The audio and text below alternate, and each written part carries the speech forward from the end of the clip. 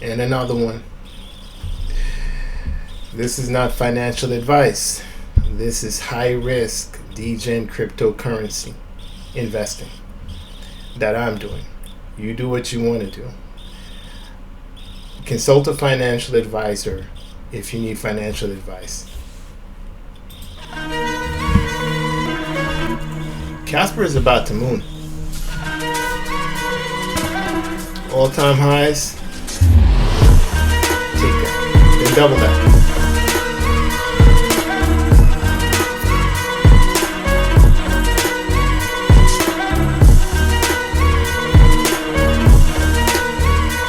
BTC. Wow. 46,300. Let me bring this down a little.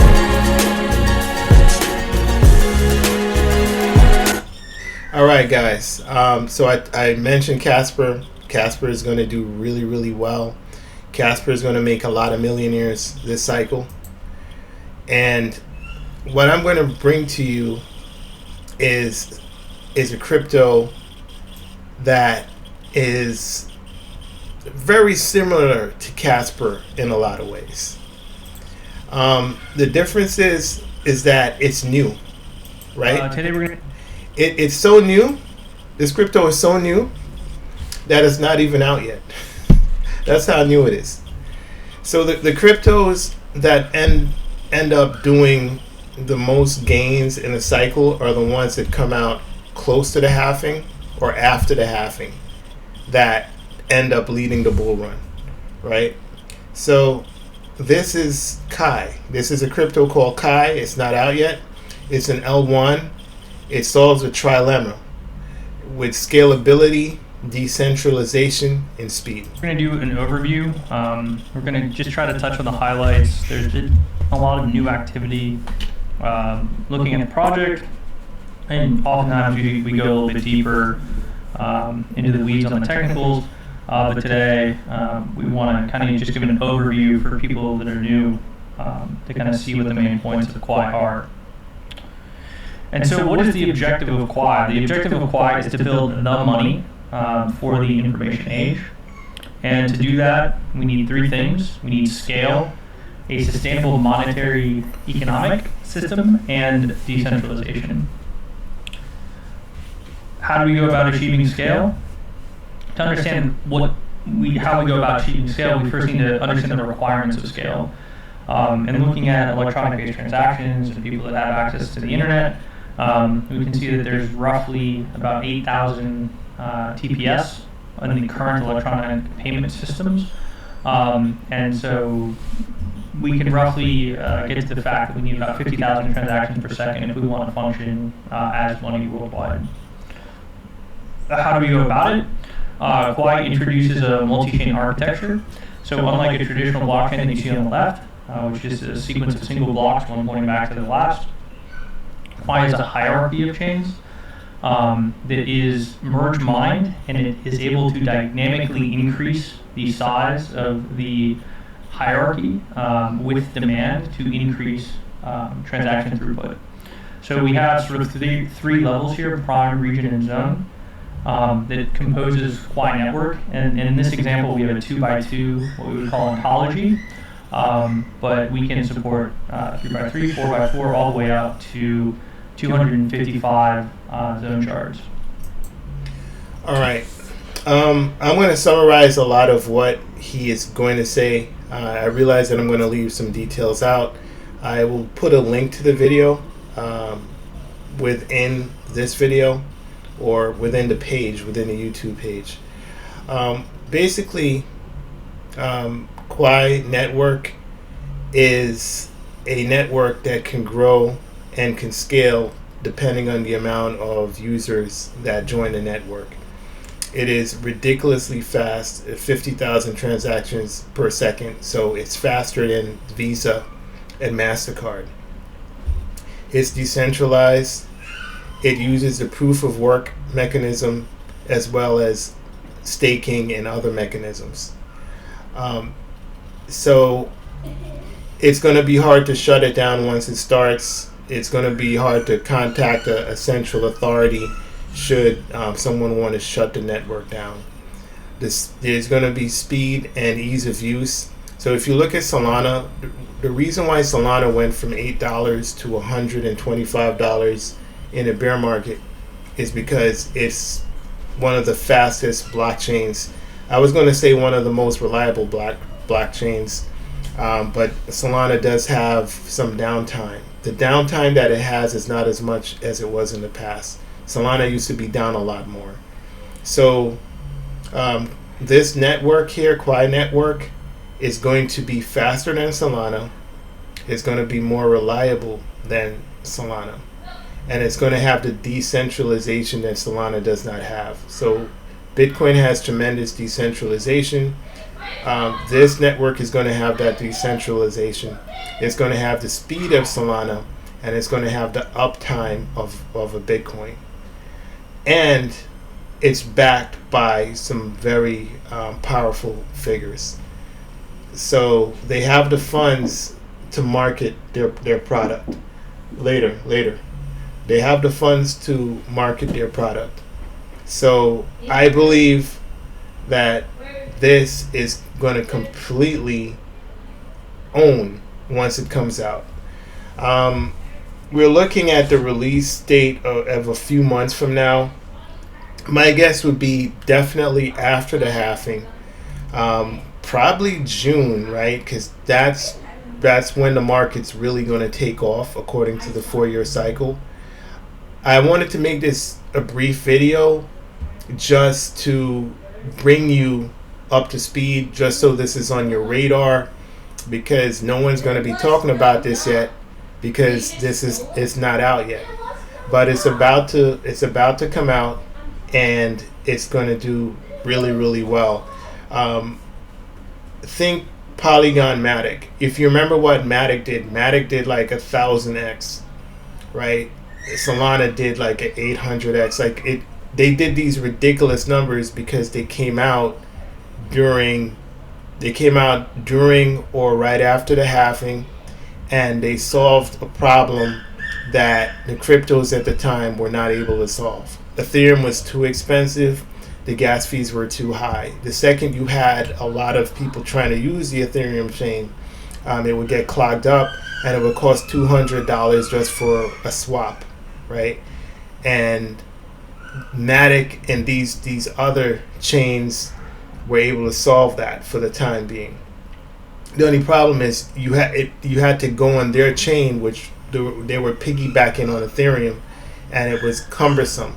And not all the coins that were on Ethereum were on that chain. So here we have a new system, fast, reliable, convenient, scalable, that's using new technology that's being launched in the heart of the bull market. I would pay attention to this, not financial advice, just something that I'm putting on the radar, right? And I'm going to jump ahead to a few monetary systems. A few slides here. These things have been presented before in terms of the sort of 7 properties of money, and some blockchains in the past have been able to answer some of the questions of achieving properties of money, specifically durability, portability, and divisibility. However, where current systems have fallen short are fungibility, scarcity, acceptability, and transferability. So in terms of focusing on those, we need to create fungibility tools, specifically in the base layer if we want to have fungibility in the system. To achieve scarcity, we need a long-term economically sustainable model. Specifically here, if we look at Bitcoin, everyone says that there's 21 million Bitcoin and there will only ever be 21 million Bitcoin. But there's many conversations that have been going on over the last year to 18 months. Specifically, the idea here is that chi is issued proportional to the hash rate of the network. And in doing that, we create what's known as a Schelling point. So then the price of chi should approach the price of a hash, and the price of hash is dictated by the cost of miners, and the cost of mining is dictated largely by the global average energy or electricity prices on a 1 to 3 year basis. So the idea here then is that she, in equilibrium over time, should approach the cost of electricity, or should be related to the cost of electricity. Again, the hype of Kaspa, you're about to realize the power of a proof of work cryptocurrency, but one that's more efficient. And you can see in Kaspa, okay? So let's currently look at the performance of Kaspa and transpose that on this new crypto that's going to be coming out. And because I'm telling you about it early, you're going to be able to get in on it before it starts doing the ridiculous 50x or whatever it's going to do. I do realize that on launch that these cryptos they spike up and then they dump and then they go flat. So I would not go into it when it spikes up, right? I would wait for it to come down and then level out and stabilize. When it's stabilized, that's when I would start acquiring it. That's if you do not scoop these up in an IDO somewhere. But absolutely, pay attention to this crypto. I believe it's going to be one of the leaders. And again, it's proof of work and proof of stake consensus mechanisms. It's going to have both. So this is going to moon. Watch Kaspa. That's going to be a prerequisite to what this probably will do. Not financial advice. You mentioned in the docs there's like a terminal supply of Quai, but it's not like a predefined fixed supply. So I guess could you add some clarity to, if someone Pay as a staker. More importantly, too, that starts to elucidate the fact that if the majority of stakers want to, they can change the rules in perpetuity, whereas contrasted with a work-based system, if you had a majority of hash rate, the majority of hash rate can't necessarily change the rules. They would only be able to censor some transactions for some period of time, but they wouldn't actually be able to mutate the rules of the system. So the key characteristic here is that attestations are a social commitment, attesting to the validity and agreement, which is not an objective commitment. So really the point here is that proof of work versus proof of stake is the difference between an objective system versus a subjective system.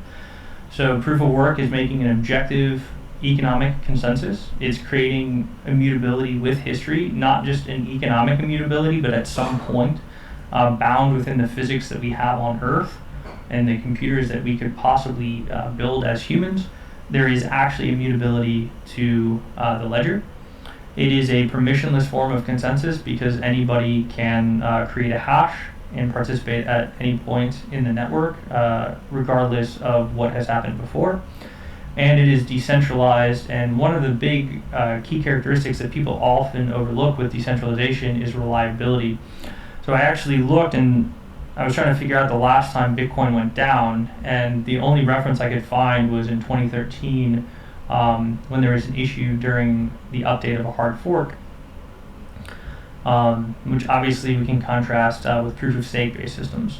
With proof of I'm going to pause right there, but this is it in a nutshell. Super fast, 50,000 transactions per second, scalable, they can scale it. New technology, the new shiny gem. It's going to follow the narrative of something like Kaspa that's trying to solve the trilemma of with cryptocurrencies, either you have something that's reliable, that is centralized, right, meaning that they could turn off your funds if it's centralized, or you have something that is decentralized but slow, right?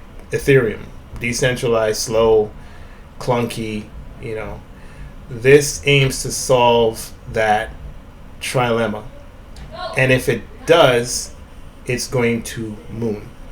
So that's Quai Network, keep it on your radar, as I will, and manage your risk, not financial advice, and I will keep you posted. So, yes, that's it, folks. Quai Network. Crypto XL. Shout out to the Patreons. If I get more info, you get more info. Crypto XL.